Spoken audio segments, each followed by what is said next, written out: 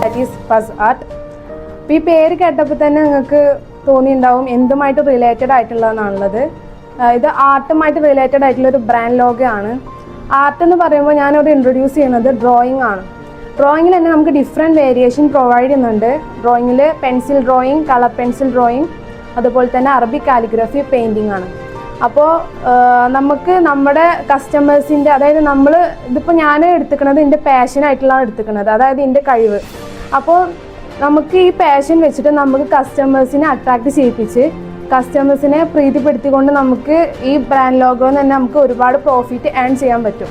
എന്ന് പറയുമ്പോൾ എൻ്റെ പേര് ഫസ്ന ഷെറിൻ ആയതുകൊണ്ട് ഈ ബ്രാൻഡ് എൻ്റെ പേരിൽ തന്നെ അറിയപ്പെടട്ടെ എന്നുകൊണ്ടും ഞാൻ ഇട്ട പേരാണ് ഫസാർട്ട് എന്നുള്ളത്. അപ്പോൾ ഇതിൽ മെയിനായിട്ട് ഞാൻ കൊണ്ടുവരാനുള്ള മെസ്സേജ് എന്താ വെച്ചാൽ, ബി പാഷൻ, ബി ക്രിയേറ്റീവ്. കാരണം നമുക്ക് ഓരോരുത്തർക്കും ഓരോ പാഷൻ ഉണ്ടാവും. ആ പാഷൻ നമ്മൾ എത്രത്തോളം ക്രിയേറ്റീവായിട്ട് ചെയ്യുന്നോ അത്രത്തോളം നമുക്ക് നമ്മളെ അറിയാനും നമ്മളെ അറിയപ്പെടാനും നമുക്ക് ഈ പാഷൻ തന്നെ മതി. കാരണം നമ്മുടെ ചുറ്റിലുള്ള ആൾക്കാർക്ക് നമ്മളെന്താണെന്നുള്ളത് അറിയാൻ വേണ്ടിയിട്ട് നമ്മൾ ഈ പാഷനെ കൊണ്ട് സാധിക്കും. പോരായ്മകളൊക്കെ നിങ്ങൾക്ക് ഉണ്ടായിട്ടുണ്ടാവും, പക്ഷേ എങ്കിൽ കൂടി നിങ്ങളെല്ലാവരും ഇത്തരത്തിലൊരു എഫേർട്ട് എടുത്തതിനെ ഞാൻ ഫസ്റ്റ് ഓഫ് ഓൾ അപ്രീഷിയേറ്റ് ചെയ്യാണ്. കാര്യം അപ്പോൾ അതിന് വേണ്ടിയിട്ട് നിങ്ങളെ ഗൈഡ് ചെയ്ത തസ്നിമിസിനെ, അല്ലെങ്കിൽ അതിൻ്റെ കൂടെ അസോസിയേറ്റ് ചെയ്ത ഷെയ്ൻ, അല്ലെങ്കിൽ ആരൊക്കെയാണെന്ന് വെച്ചാൽ അവരെല്ലാവരെയും, കാര്യം നിങ്ങളെ ഇത്തരത്തിൽ പ്രിപ്പയർ ചെയ്ത് സൈജു, എല്ലാവരെയും നമ്മൾ അതിനകത്ത് നിങ്ങളെല്ലാവരും രീതിയിൽ പ്രിപ്പയർ ചെയ്ത് ഇങ്ങനെ ഒരു സ്പേസിൽ നിങ്ങളെ കൊണ്ടുവരാൻ പറ്റിയില്ല.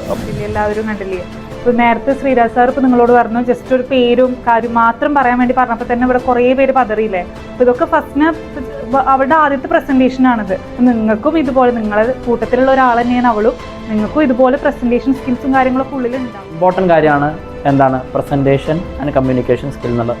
അപ്പോൾ അത് നമുക്ക് പഠിക്കാൻ പറ്റുന്ന ഏറ്റവും വലിയ ഇമ്പോർട്ടൻറ്റ് ലേണിംഗ് എന്ന് പറഞ്ഞാൽ ഇപ്പോൾ എൻ്റെ ഒരു സ്കില്ലുണ്ടെങ്കിൽ ആ സ്കില്ലിനെ കമ്മ്യൂണിക്കേറ്റ് ചെയ്തുകൊണ്ട് സെയിൽ ചെയ്യാനുള്ള സ്കില്ലും കൂടി ഇന്നത്തെ ഇൻഡസ്ട്രിയിൽ റെലവൻ്റ് ആണ്. പല ആളുകളും ഇവിടെ നിന്ന് പ്രസൻറ്റ് ചെയ്തു, വളരെ നല്ല രീതിയിലുള്ള ഒരു റിസർച്ച് ചെയ്തിട്ടുണ്ട്, അവർ നല്ല രീതിയിലുള്ള ഒരു എഫേർട്ട് ടെക്നിക്കലി എടുത്തിട്ടുണ്ട്. ബട്ട് അത് കമ്മ്യൂണിക്കേഷൻ ലെവലെത്തുമ്പോൾ അത് വെൽ ഡിസേർവ് ആയിട്ട് രീതിയിൽ എന്താണ് നല്ല പ്ലാൻഡ് ആയിട്ട് പ്രസൻറ്റ് ചെയ്യാൻ പറ്റുക എന്ന് പറയുന്നത് കൂടി നമ്മൾ പഠിക്കേണ്ട ഒരു ഇമ്പോർട്ടൻറ്റ് ലെസൺ ആണ്. അപ്പോൾ ഇവിടെ പ്രസൻറ്റ് ചെയ്തിട്ടുള്ള എല്ലാ ആളുകളും അടിപൊളിയായിട്ട് ചെയ്തിട്ടുണ്ട്.